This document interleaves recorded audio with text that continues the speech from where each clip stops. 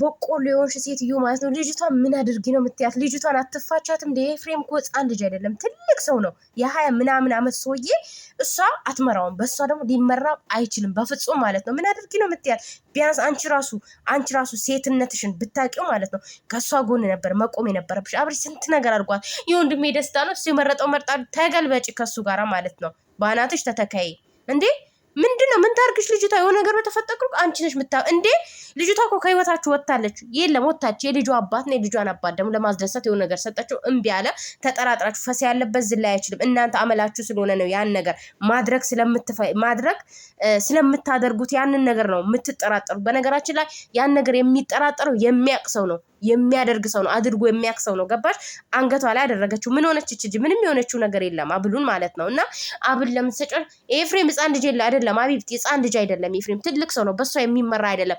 እውነታ ለምትዩ ደግሞ ሩታ የምን እውነታ ምናምን የምትዩ ማለት ነው። እውነታውን አንቺ ራስሽ ታውቂዋለሽ። አብርሽ ሩታን ምን እንዳደረጋት፣ አብርሽ ሩታ ላይ ምን እንዳደረሰ ጠንቅቀሽ ታውቂዋለሽ። አስረግጬ ነው የምነግርሽ። የምሬ ነው። ጠንቅቀሽ ታውቂ። ግን ዛሬ ላይ አንቺ እሷን ለመናገር ራሱ እኔ እንጃ። እሷ እኮ በጣም ነው የምታከብርሽ፣ በጣም ነው የምትወድሽ። እግርሽ ላይ ተደፍታ ብዙ ቀን ይቅርታ ጠይቃሻች እንጂ ማስቀየም አትፈልግም። አንቺ ግን ከእሷ ላይ ነጥብ ለማስጣል በጣም ትጥሪያለሽ። ክፉናት ለማስፋል በጣም ነው የምትጥሩት። ውሸታም። አንቺ ደግሞ ከቤተሰብ ራቂት ያልሽ እንዴ? ከቤተሰብሽ ትራቅ። ውሸታም ቤተሰቦች። ከእናንተ በትርቅ ምን ትሆናለች?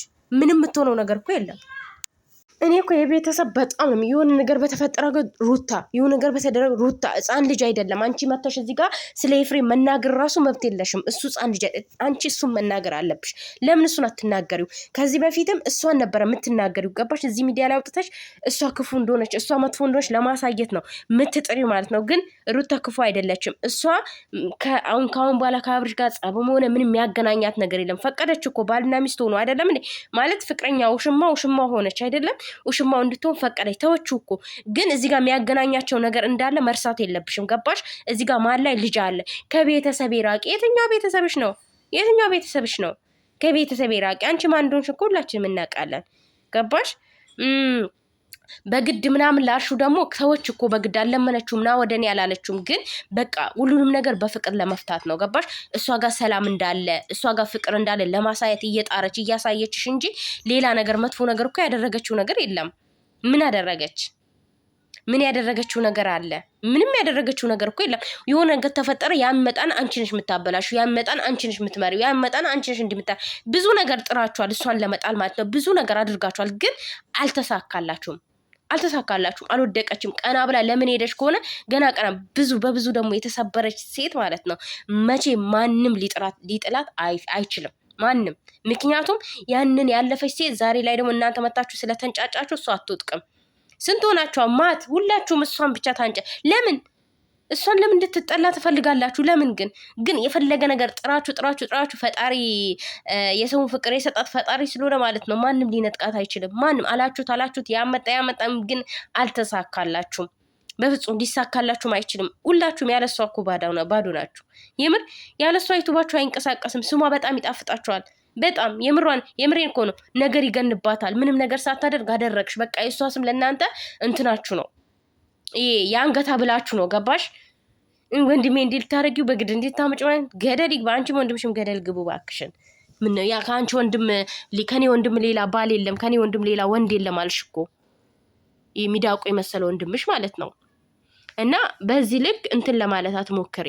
ማለት እሷን ለማስጠላት እሷን የሆነ ነገር ለማስባል መሞከር የለብሽም። የምሬ በጣም የምታስጠይ ሴት ነሽ። በጣም የምር ማለት ሴት ሆና ሴት ልጅ እንደዚህ ያደረኝ የወንድምሽን ደስታ ማነጠቀው? በራሱ እጅ ራሱ ነው። ጸጸት ነው እየነጠቀው ያለው ደስታውን። ምክንያቱም ያደረገው እሱ መጥፎ ነገር እያለ ያላደረገችው አይቺ ይቅርታ ስለጠየቀችው ጸጸት ነው። ሰላሙን ደስተኛ ይሆናል ብለሽ ሴትን ልጅ የበደለ ሰው መቼም ደስተኛ አይሆንም።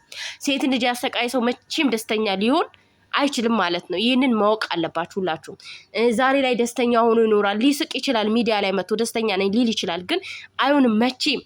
ሁሉም ሰው የዘራውን ነው የሚያጭደው። እሷ እንደዛ አስለቅሷት እርግዝና ውስጥ እያለች ወልዳ እንደዛ አድርጓት ዛሬ እሱ ደስተኛ ሊሆን በጣም ነው እንዴ ደስተኛ እንዲሆን የፈለግሽው? ደስታውን እኮ ሩታ አልነጠቀችውም። ነው ያደረገው ነገር ነው እየወቀሰው ያለው።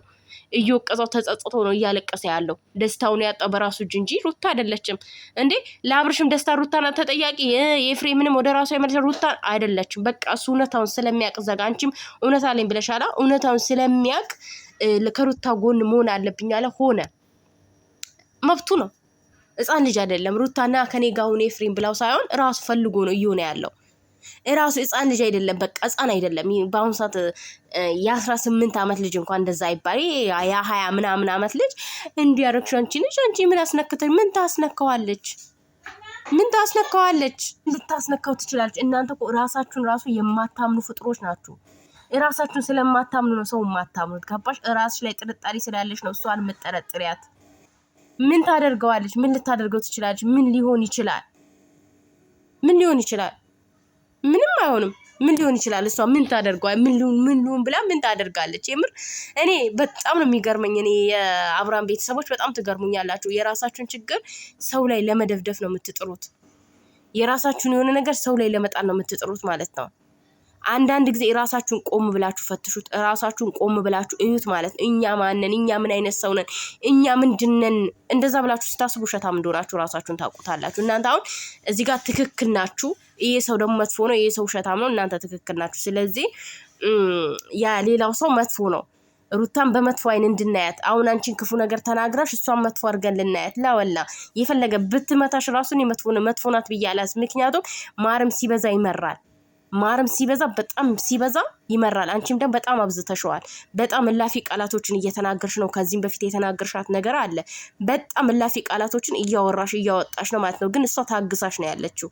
አንዳንድ ሴት ቢሆን እዛ አናት አባትሽን ብላ ነው የምትተውሽ ማለት ነው። እንደዚህ ራሱ ታግሳ አሰማሽም።